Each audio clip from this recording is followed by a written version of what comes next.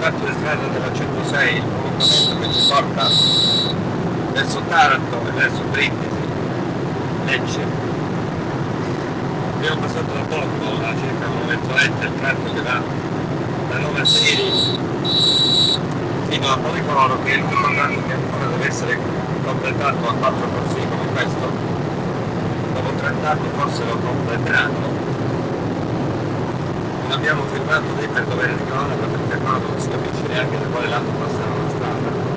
Comunque quelli sono gli ultimi 3 o 4 km che poi completeranno questo pezzo di autostrada, superstrada veramente, che poi è l'unica che collega la Calabria con la Puglia. Insomma, in anni ce l'abbiamo fatta ad avere finalmente questa strada, anche se non è autostrada, ma già fa qualcosa.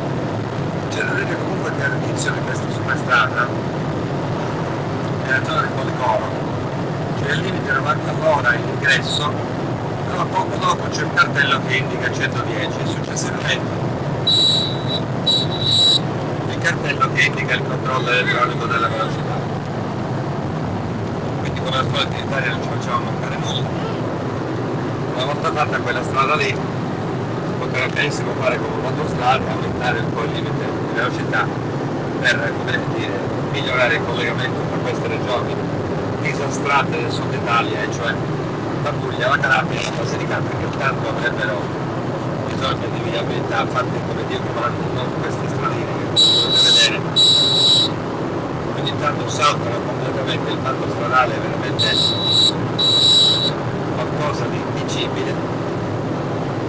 Comunque questo tratto dobbiamo dire che fu fatto molti anni fa, questo è il tratto pugliese, anche perché per facilitare i collegamenti con l'Ilva e la Puglia c'è una strada che magari fosse fatta un po' di coperta decente.